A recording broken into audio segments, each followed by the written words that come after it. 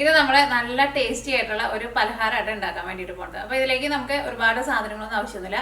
നമ്മുടെ വീട്ടിലുള്ള സാധനങ്ങൾ വെച്ചിട്ട് ഭയങ്കര സിമ്പിളായിട്ട് റെഡി ആക്കിയിട്ട് എടുക്കുന്ന ഒരു പലഹാരമാണ് ഉണ്ടാക്കാൻ വേണ്ടിയിട്ട് പോകുന്നത്. അപ്പോൾ നമ്മൾ മിയ കിച്ചണിൽ നമ്മൾ ലാസ്റ്റ് അപ്ലോഡ് ചെയ്തിട്ടുണ്ടായിരുന്നത് നല്ല സോഫ്റ്റ് ആയിട്ടിരിക്കുന്ന ഒരു കേക്കിൻ്റെ റെസിപ്പി ചെയ്തിട്ടുണ്ടായിരുന്നു. ഇന്നലെയാണ് അപ്ലോഡ് ചെയ്തത്.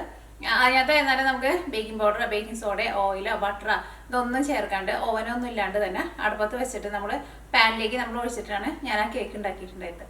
ആ കേക്ക് ഭയങ്കര സോഫ്റ്റ് ആയിട്ടിരിക്കുന്ന കേക്കാണ്, ഭയങ്കര ടേസ്റ്റാണ് ആ കേക്ക്. ആ കേക്കിൻ്റെ തന്നെ ഞാൻ മിക്സിങ് തന്നെയാണ് ഞാനിവിടെ എടുക്കുന്നത്. ആ മിക്സിങ്ങിൽ ചെറിയ വ്യത്യാസമൊക്കെ വരുത്തിയിട്ട് അത് നമുക്ക് എന്താ പറയുക പാനിലേക്ക് ഒഴിച്ചിട്ട്, മറ്റേത് നമ്മൾ കേക്കിൻ്റെ പോലെയാണ് നമ്മൾ ചെയ്തിട്ടുണ്ടായിരുന്നത്. തിക്കായിട്ടിരിക്കുന്ന ഒറ്റ ആ ബാറ്റർ ഫുള്ളായിട്ട് നമ്മൾ ഒഴിച്ചിട്ട് കേക്ക് പോലെയാണ് ഉണ്ടാക്കിയിട്ടുണ്ടായിരുന്നത്. ഇത് നമുക്ക് ചെറിയ ചെറിയ എന്താ പറയുക കുഞ്ഞു കുഞ്ഞ് കേക്ക് എന്ന് പറയാം, അല്ലെങ്കിൽ കപ്പ് കേക്ക് എന്ന് പറയാം, അല്ലെങ്കിൽ നിങ്ങൾക്ക് പാൻ കേക്ക് എന്ന് പറയാം, എന്ത് വേണമെങ്കിലും പറയാം, പ്രത്യേകിച്ച് പേരൊന്നുമില്ല. പക്ഷെ ഇത് നമുക്ക് റെഡിയാക്കിയിട്ട് എടുക്കാൻ വേണ്ടിയിട്ട് പെട്ടെന്ന് തന്നെ നമുക്കൊരു 10 മിനിറ്റിനുള്ളിൽ നമുക്ക് റെഡിയാക്കിയിട്ട് എടുക്കാം. മറ്റേത് കേക്ക് ആകുമ്പോൾ നമ്മൾ അത് ബേക്ക് ചെയ്തിട്ട് എടുക്കാൻ വേണ്ടിയിട്ട് 1 മണിക്കൂർ എടുക്കും. പക്ഷെ അത് നല്ല ടേസ്റ്റുള്ള ഒരു കേക്കായിരുന്നു.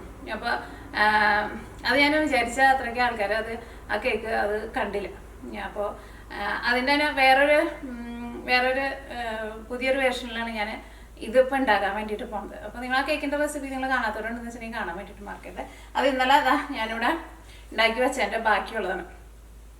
ഭയങ്കര ഇതിപ്പോൾ ഞാനല്ല കേട്ടോ കഴിച്ചത്, നീനയാണ് കഴിച്ചത്. നീനയ്ക്ക് ഭയങ്കര ഇഷ്ടമായി. ഇന്നലെ ആൾ സ്കൂളിട്ട് വന്നു കഴിഞ്ഞപ്പോൾ തന്നെ ആള് വൈകുന്നേരം ആയിപ്പോഴേക്കും ആ കേക്കിൻ്റെ ഒരു ഇതെല്ലാ ഭാഗങ്ങളും കഴിച്ച് തീർത്തു. ഭയങ്കര സോഫ്റ്റായിട്ട് ഭയങ്കര പഞ്ഞി പോലെ ഇരിക്കുന്ന ഒരു കേക്കാണ്. അപ്പോൾ അതിൻ്റെ തന്നെ വേറൊരു രീതിയിലാണ് അപ്പോൾ നമ്മളിന്ന് ഉണ്ടാക്കാൻ വേണ്ടിയിട്ട് പോകുന്നത്. അപ്പോൾ ഈ നമുക്ക് അതിലേക്കുള്ള സാധനങ്ങൾ എന്തൊക്കെയാണെന്ന് നോക്കാം. നമുക്ക് പെട്ടെന്ന് നമുക്ക് റെഡിയാക്കിയിട്ട് എടുക്കാം. അപ്പോൾ ഇതാണ് നമ്മൾ കഴിഞ്ഞ ദിവസം ഉണ്ടാക്കിയിരുന്ന കേക്കിൻ്റെ ബാക്കി ഇരിക്കുന്നത് കേട്ടത്. നോക്കിയിരിക്കുക, നല്ല എന്താ പറയുക, നല്ല സ്പോഞ്ച് പോലെ നല്ല പഞ്ഞി പോലെ ഇരിക്കും. ഭയങ്കര ടേസ്റ്റാണ് ശരിക്കും കഴിക്കാൻ വേണ്ടിയിട്ട്. ഇതിലേക്ക് നമ്മൾ ബേക്കിംഗ് പൗഡർ, ബേക്കിംഗ് സോഡ, ഓയിലോ ബട്ടറോ ഒന്നും ചേർക്കാണ്ടാണ് നമ്മൾ കേക്ക് റെഡിയാക്കിയിട്ട് എടുത്തേക്കുന്നത്. അപ്പോൾ അത് റെഡിയാക്കിയിട്ട് എടുക്കാൻ വേണ്ടിയിട്ട് നമുക്ക് വേണ്ട സാധനങ്ങളൊക്കെയാണ് ഞാൻ എടുത്ത് വെച്ചേക്കുന്നത്. ഇത്രയ്ക്ക് സാധനങ്ങൾ മാത്രമേ നമുക്ക് ആവശ്യമുള്ളൂ. 2 മുട്ട വേണം, 3 ടീസ്പൂൺ പഞ്ചസാര, ടേബിൾ സ്പൂൺ അല്ല 3 ടീസ്പൂൺ പഞ്ചസാര, 3 ടീസ്പൂൺ മൈദപ്പൊടി, 3 ടീസ്പൂൺ പാല്, പിന്നെ 1 ടീസ്പൂൺ വിനീഗർ, പിന്നെ വാനില എസൻസിൻ്റെ ടേസ്റ്റ് വേണമെന്ന് വെച്ചിട്ടുണ്ടെങ്കിൽ കുറച്ച് വാനില എസൻസും. ഇത്രയ്ക്ക് സാധനങ്ങൾ മാത്രമേ നമുക്ക് ആവശ്യമുള്ളൂ. ഈ സാധനങ്ങൾ മാത്രമേ നമുക്കിത് റെഡിയാക്കാൻ വേണ്ടിയിട്ട് ആവശ്യമുള്ളൂ. ഈ സാധനങ്ങളൊക്കെ എപ്പോഴും നമ്മുടെ വീട്ടിലുണ്ടാവുന്നതല്ലേ. അപ്പോൾ ഫസ്റ്റ് ഞാൻ എന്താ ചെയ്യാൻ പോണേന്ന് വെച്ചിട്ടുണ്ടെങ്കിൽ നമ്മുടെ ഈ 2 മുട്ടയുണ്ടല്ലോ, ഈ മുട്ടയുടെ ഉണ്ണിയും മഞ്ഞയും നമുക്കൊന്ന് സെപ്പറേറ്റ് ആയിട്ട് മാറ്റിയെടുക്കാം.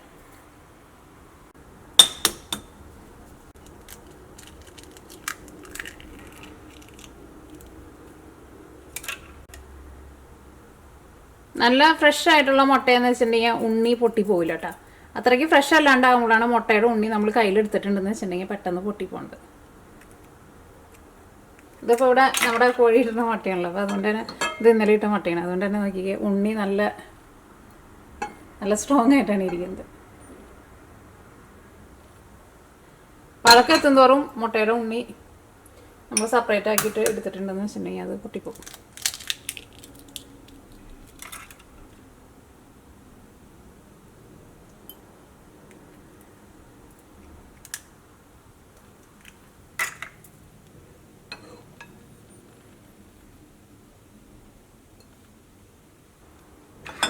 അപ്പോൾ ഫസ്റ്റ് നമുക്ക് ഈ മുട്ടയുടെ ഉണ്ണി നമുക്കൊന്ന് മിക്സ് ചെയ്യാം.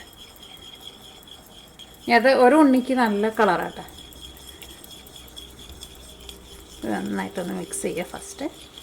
ഇതിലേക്ക് നമ്മൾ 3 ടീസ്പൂൺ മൈദപ്പൊടിയാണ് ചേർക്കാൻ വേണ്ടിയിട്ട് പോകുന്നത്. ഇതാ ഇതേപോലെ ഇങ്ങനെ എടുക്കരുത്, ഇങ്ങനെ വടിച്ചിട്ടുള്ള അളവ് വേണോട്ട് എടുക്കാൻ വേണ്ടിയിട്ട്. ഇതാ ടേബിൾ സ്പൂണിലല്ല എടുക്കുന്നത്, ടീസ്പൂണിൽ. അത് നമുക്കൊരു അരിപ്പയിലിട്ടിട്ട് അരിച്ചിട്ട് ചേർക്കാം.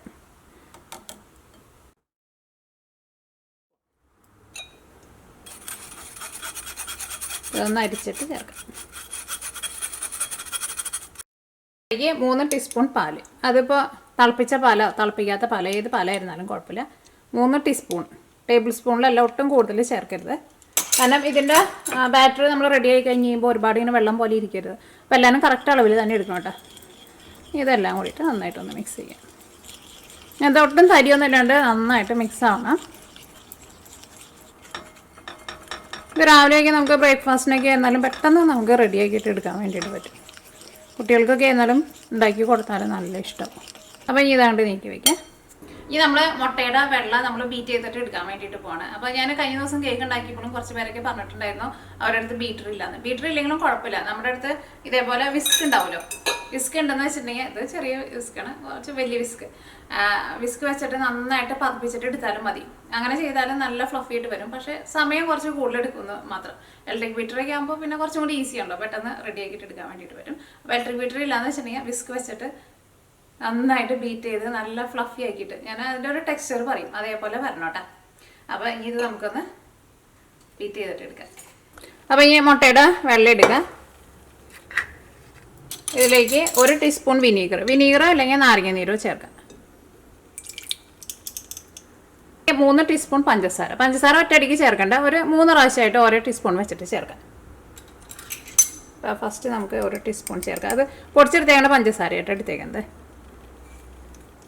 എന്നിട്ടത് ബീറ്റ് ചെയ്തിട്ട് എടുക്കുമ്പോൾ അത് നല്ല ഫ്ലഫി ആയിട്ട് വന്നതനുസരിച്ചിട്ട് നമുക്ക് 2 ടേബിൾ സ്പൂൺ ഓരോ പ്രാവശ്യമായിട്ട് ചേർത്ത് കൊടുക്കുക. ഞാനിവിടെ ബീറ്റർ വെച്ചിട്ടാണ് ചെയ്യാൻ വേണ്ടിയിട്ട് പോകണം കേട്ടോ. ബീറ്റർ ഇല്ലാന്ന് വെച്ചിട്ടുണ്ടെങ്കിൽ വിസ്ക് വെച്ചിട്ട് റെഡി ആക്കിയിട്ട് എടുക്കുക.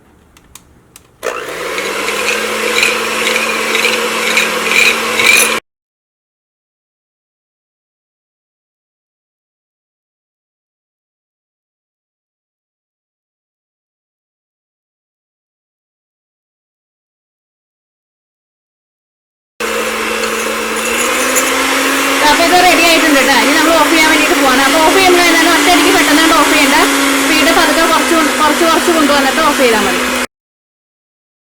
ഇത് റെഡി ആയിട്ടുണ്ടോ എന്ന് അറിയാൻ വേണ്ടിയിട്ട് ഒന്നല്ലെങ്കിൽ അതേപോലെ ഇങ്ങനെ നിൽക്കണം, അല്ലെങ്കിൽ ഇതാ കാണിക്കാം. നമ്മൾ ഇതിങ്ങനെ കമത്തുമ്പോൾ ഇത് പാത്രത്തിൽ നിന്ന് വിട്ടു പോരുത്. ഇതാ ഇങ്ങനെ കമത്തുമ്പോൾ ഇതാ ഇങ്ങനെ നിൽക്കണം. അങ്ങനെ വെള്ളം പോലെയാണെന്ന് വെച്ചിട്ടുണ്ടെങ്കിൽ നമ്മൾ കമത്തുമ്പോൾ അത് താഴെ പോകുമല്ലോ, അങ്ങനെ പോകരുത്. ഇതേപോലെ ഇങ്ങനെ ഇരിക്കണം. അപ്പോൾ കൈ കൊണ്ടാണ് വിസ്ക് വെച്ചിട്ടാണ് ചെയ്യണമെന്നുണ്ടെങ്കിലും ഇതേപോലെ തന്നെ വരണം കേട്ടോ. ഇനി ഇതിലേക്ക് നമ്മൾ മുട്ടയുടെ മഞ്ഞ നമ്മൾ റെഡിയാക്കിയിട്ട് വെച്ചിട്ടില്ലേ, ഇതും കൂടി ചേർത്ത് കഴിഞ്ഞിട്ട് മിക്സ് ചെയ്തിട്ട് എടുക്കണം. ചേർക്കുമ്പോൾ പ്രത്യേകം ശ്രദ്ധിക്കുക, ഒറ്റയടിക്ക് ചേർക്കരുത് കേട്ടോ. കാരണം ഇത് ഭയങ്കര സോഫ്റ്റ് ആയിട്ടല്ലേ ഇരിക്കുന്നത്. അപ്പോൾ നമ്മളിത് ഒറ്റയടിക്ക് അങ്ങോട്ട് ചേർത്തിട്ടുണ്ടെന്ന് വെച്ചിട്ടുണ്ടെങ്കിൽ ഇത് കുറച്ച് കനത്തിൽ ചെന്ന് വീഴുമല്ലോ. അപ്പോൾ ഇത് അതിൻ്റെ സോഫ്റ്റ്നെസ് പോവും. അപ്പോൾ കുറേശ്ശെ ഒഴിച്ചിട്ട് മിക്സ് ചെയ്ത് പതുക്കെ മിക്സ് ചെയ്തിട്ട് എടുക്കണം കേട്ടോ. അപ്പോൾ നമ്മൾ ഒഴിക്കാൻ വേണ്ടിയിട്ട് പോവാണ്. അത്രയ്ക്ക് ഒഴിച്ചാൽ മതി. ഫസ്റ്റ് ഇത്രയ്ക്ക് ഒഴിക്കാം. അത് ഇതേപോലെ ഒരു സ്പാച്ചില ഉണ്ടെന്ന് വെച്ചിട്ടുണ്ടെങ്കിൽ സ്പാച്ചില വെച്ചിട്ട് ചെയ്യാം.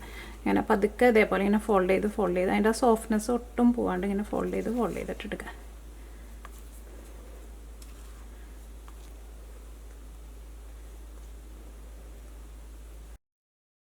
ചേർക്കാം. ഇത് നമുക്കൊരു 3 അല്ലെങ്കിൽ ഒരു 4 പ്രാവശ്യമായിട്ട് ചേർക്കാം. ഞാൻ പറയാം എത്ര പ്രാവശ്യമായിട്ട് ചേർക്കണേന്ന്.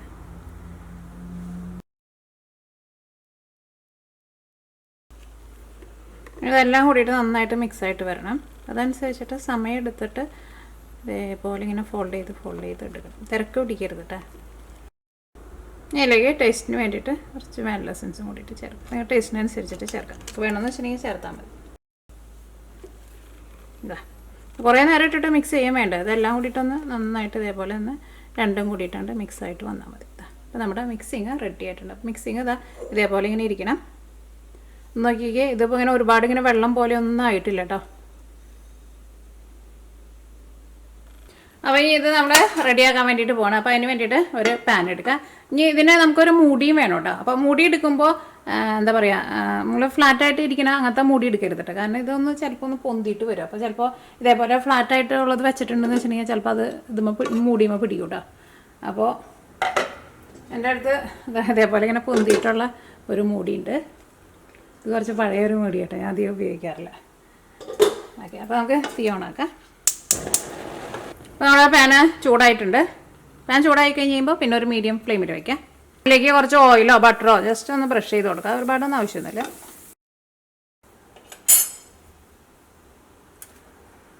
ഇനി നമ്മൾ നമ്മുടെ മിക്സിങ് ഒഴിക്കാൻ വേണ്ടിയിട്ട് പോവാണ്.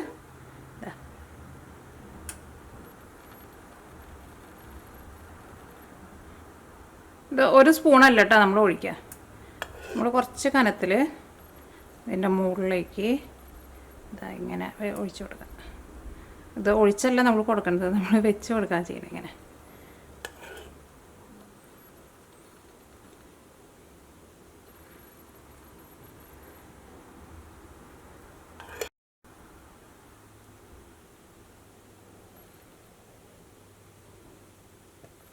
കാരണം ഇത് നമുക്ക് കുറച്ച് ഒരു തിക്കായിട്ടുള്ള ഇതായിട്ട് കിട്ടണം. നമുക്ക് ഇതാ ഇത്രയ്ക്ക് മതി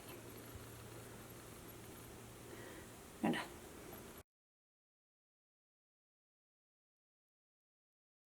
ഇനി നമുക്ക് ഒരു ഇച്ചിരി വെള്ളം ഒന്ന് ഒഴിച്ചു കൊടുക്കാം. ഒരുപാട് വെള്ളമല്ല, നോക്കിക്ക് ഒരു ഇത്രയ്ക്ക് ഈ സൈഡിൽ ഒഴിച്ചു കൊടുക്കാം. ഈ സൈഡിലോട്ട് ഒരു 1/4 ടീസ്പൂൺ. ഇനി നമുക്ക് മൂടി വയ്ക്കാം.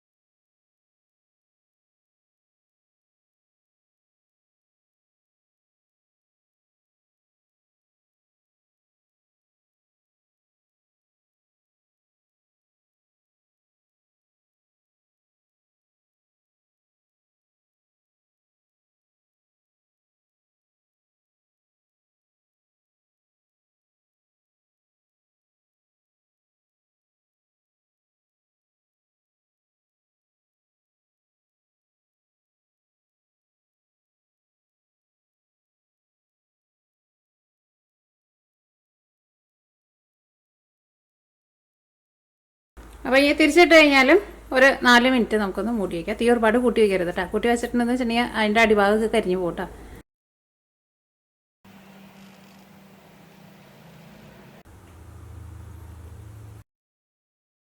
നമ്മുടെ അടുത്തത്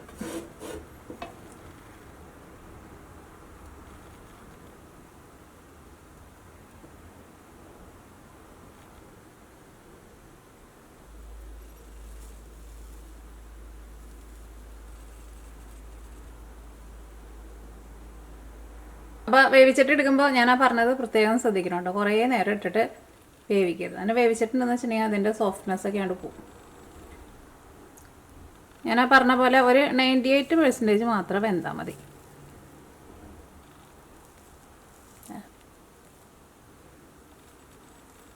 ഇത് നോക്കി ചിലപ്പോൾ നമ്മളിത് കൈയുടെ തന്നെ സൈഡിൽ ഇങ്ങനെ പിടിക്കുമ്പോൾ ചെറുതായിട്ട് കൈമോട്ടുണ്ട്. പക്ഷെ അത് കുഴപ്പമില്ല കേട്ടോ.